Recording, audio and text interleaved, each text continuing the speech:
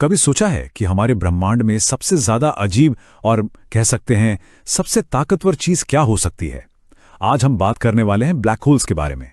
ये वो रहस्यमयी जगहें हैं जहां स्पेस, टाइम और फिजिक्स के सारे नियम एक तरह से टूट जाते हैं। और यही सवाल हमें सीधे मुद्दे पर ले आता है। ब्रह्मांड में वो कौन सी जगह है, वो कौन सा पॉइंट है जहां से वापसी का कोई रास्ता नहीं? इसी की गहराई में हम आज उतरेंगे। ये सवाल हमें ब्लैक होल के सबसे जरूरी हिस्से की तरफ ले जाता है, जिसे कहते हैं इवेंट होराइजन। एक ऐसी बाउंड्री जिसे एक बार पार कर लिया तो फिर वापसी नामुमकिन है। तो इसको ऐसे समझिए, एक ब्लैक होल ना बहुत ज्यादा भारी और बहुत ज्यादा घना होता है। इतना घना कि उसका गुरुत्वाकर्षण, उसकी खींचने की ताकत इतनी जबरदस्त हो जाती है कि लाइट तक, जो हमारी यूनिवर्स में सबसे तेज चीज है, वो भी उससे बचकर नहीं निकल सकती। एक बार कोई भी चीज उस अदृश्य बाउंड्री को पार कर ले तो समझिए खेल खत्म, वापसी का कोई रास्ता नहीं। तो सवाल ये उठता है कि आखिर ऐसा होता कैसे है? ये सब शुरू होता है आइंस्टाइन के एक बहुत ही क्रांतिकारी आइडिया से। एक ऐसा आइडिया जिसने ग्रेविटी को देखने का हमारा नजरिया ही हमेशा के लिए बदल दिया। देखिए, आइंस्टाइन की जनरल रिलेटिविटी थ्योरी कहती है कि भारी चीजें अपने आसपास स्पेस टाइम के, कह लीजिए, चादर को मोड़ देती हैं। एक ब्लैक होल बस इसी का एक एक्सट्रीम वर्जन है। सोचिए, मैटर इतना ज्यादा सिकुड़ गया है कि उसने स्पेस टाइम में एक बहुत ही गहरा कुआं खोद दिया है। इतना गहरा कि उससे कुछ भी बाहर नहीं आ सकता। और यही वो जगह है, इवेंट होराइजन, जहां सारे नियम बदल जाते हैं। इसे ही कहते हैं पॉइंट ऑफ नो रिटर्न। ये कोई असली दीवार नहीं है जिसे हम छू सकें, नहीं, ये तो स्पेस टाइम में एक इनविजिबल, एक अदृश्य बाउंड्री है। जैसे ही कोई चीज इसे पार करती है, उसकी किस्मत तय हो जाती है। अब उसका सफर सिर्फ एक ही दिशा में होगा, अंदर की ओर। ये जो तुलना है ना, ये इसे बहुत अच्छे से समझाती है। इवेंट होराइजन के अंदर जाते ही स्पेस और टाइम की भूमिकाएं आपस में बदल जाती हैं। सिंगुलैरिटी यानी ब्लैक होल का जो सेंटर है, उसकी तरफ बढ़ना भविष्य की तरफ बढ़ने जैसा बन जाता है। आप उससे बच ही नहीं सकते। ठीक वैसे ही जैसे हम और आप समय को पीछे नहीं कर सकते। कमाल है ना? लेकिन रुकिए, सभी ब्लैक होल एक जैसे नहीं होते, बिल्कुल नहीं। ये अलग अलग साइज और टाइप में आते हैं। समझिए कि ये एक कॉस्मिक जू है, एक ब्रह्मांडीय चिड़ियाघर।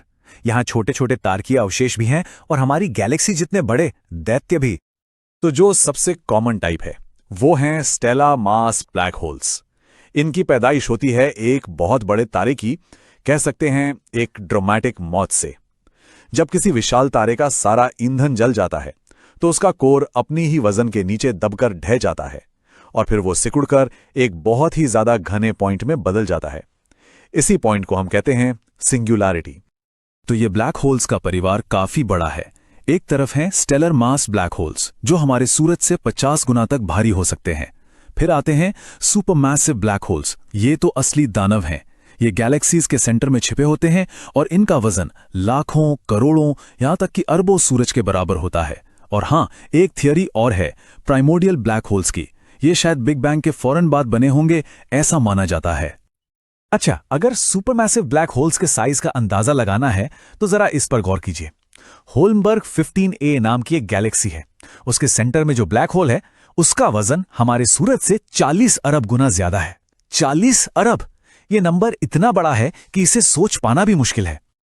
अब एक बहुत ही जाहिर सा सवाल मन में आता है, अगर ब्लैक होल्स पूरी तरह से काले हैं, मतलब उनसे लाइट भी नहीं निकलती, तो हम उन्हें ढूंढते कैसे हैं? इसका जवाब ना एक साइंटिफिक जासूसी कहानी जैसा है। हम उन्हें सीधे सीधे नहीं देख सकते, बल्कि हम उनके छोड़े हुए सुरागों का पीछा करते हैं। और पिछले कुछ दशकों में हमारी ये खोज कमाल की रही है। सोचिए, 1964 में हमने एक्सरे से पहले उम्मीदवार को पहचाना। फिर 2015 में हमने पहली बार दो ब्लैक होल्स के टकराने से पैदा हुई ग्रेविटेशनल वेव्स को महसूस किया। और फिर 2019 में वो ऐतिहासिक पल आया जब हमने पहली बार किसी ब्लैक होल की परछाई की तस्वीर ली। हर एक खोज ने हमारी समझ को और गहरा किया है। ये किस्सा ना साइंस के इंसानी पहलू को दिखाता है कि स्टीफन हॉकिंग जैसे महान वैज्ञानिक भी शर्त लगाने से नहीं चूकते थे, और जब सबूत सामने आए तो उन्होंने अपनी गलती भी मानी। यही तो साइंस की खूबसूरती है। ये शक, बहस और आखिर में सबूतों के दम पर आगे बढ़ता है। अच्छा, एक अजीब सवाल सोचते हैं। अगर कोई ब्लैक होल में गिर जाए तो क्या होगा? मजे की बात यह है कि इसका जवाब ब्लैक होल के साइज पर डिपेंड करता है। अगर वो एक छोटा स्टेलर मास ब्लैक होल है तो उसके पास पहुंचते ही जबरदस्त टाइडल फोर्सेस किसी को नूडल्स की तरह लंबा खींच देंगे। इसे मजाक में स्पेगेटिफिकेशन कहते हैं। लेकिन अगर वो एक सुपर मैसिव ब्लैक होल है तो इवेंट होराइजन पर टाइडल फोर्सेस इतने कमजोर होते हैं कि कोई शायद उसे बिना कुछ महसूस किए ही पार कर जाए। कम से कम शुरुआत में तो ऐसा ही लगेगा। चलिए अब सफर के उस हिस्से में चलते हैं जहां हमारी जानी पहचानी फिजिक्स दम तोड़ देती है। ब्लैक होल सिर्फ आसमान में घूमती हुई चीजें नहीं हैं, वो थ्योरेटिकल फिजिक्स की वो सरहद है जहां हमारे नियम काम करना बंद कर देते हैं। और यहीं पर आता है स्टीफन हॉकिंग का वो हैरान कर देने वाला आइडिया। तैयार हैं? ब्लैक होल्स पूरी तरह से काले नहीं होते। जी हां, क्वांटम मैकेनिक्स के अजीबोगरीब नियमों की वजह से वो अपने किनारे से बहुत ही धीरे धीरे एनर्जी लीक करते हैं। इसे कहते हैं हॉकिंग रेडिएशन। और इसका मतलब ये हुआ कि ब्लैक होल हमेशा के लिए नहीं है, वो आखिरकार अरबों खरबों सालों में पूरी तरह से भाप बनकर उड़ जाएंगे। और इसी भाप बनकर उड़ जाने वाली बात से मॉडर्न फिजिक्स का सबसे बड़ा रहस्य जन्म लेता है। सोचिए, अगर कोई किताब, कोई तारा या कोई भी चीज ब्लैक होल में गिरती है तो उसके बारे में जो भी जानकारी है उसका क्या होता है? क्या वो जानकारी हमेशा हमेशा के लिए खत्म हो जाती है? इसी को कहते हैं इंफॉर्मेशन पैराडॉक्स या सूचना विरोधाभास। देखिए, क्वांटम मैकेनिक्स का एक बुनियादी नियम है कि इंफॉर्मेशन कभी नष्ट नहीं हो सकती, कभी नहीं। लेकिन अगर ब्लैक होल भाप बन जाते हैं तो ऐसा लगता है कि वो अपने अंदर की सारी इंफॉर्मेशन को भी मिटा देते हैं। यहां आइंस्टीन की जनरल रिलेटिविटी और क्वांटम मैकेनिक्स आमने सामने आ खड़ी होती हैं। तो इस पहेली को सुलझाया कैसे जाए? साइंटिस्ट कुछ बहुत ही दिमाग चकरा देने वाले आइडियाज पर काम कर रहे हैं। हो सकता है कि वो इन्फॉर्मेशन किसी तरह उस रेडिएशन में कोड बनकर बाहर निकलती हो, या शायद क्वांटम इफेक्ट्स कोई सीक्रेट रास्ता बना देते हो जिससे इन्फॉर्मेशन बच निकलती है। सच कहूं तो ये आज फिजिक्स के सबसे बड़े और सबसे एक्साइटिंग सवालों में से एक है। और यही बात हमें आखिरी सवाल पर ले आती है। ब्लैक होल के बिल्कुल सेंटर में, उस सिंगुलैरिटी पर हमारी फिजिक्स की सारी समझ खत्म हो जाती है। ये एक इशारा है, एक संकेत कि हमें एक और गहरी, एक ज्यादा बुनियादी थ्योरी की जरूरत है। शायद क्वांटम ग्रेविटी की एक थ्योरी।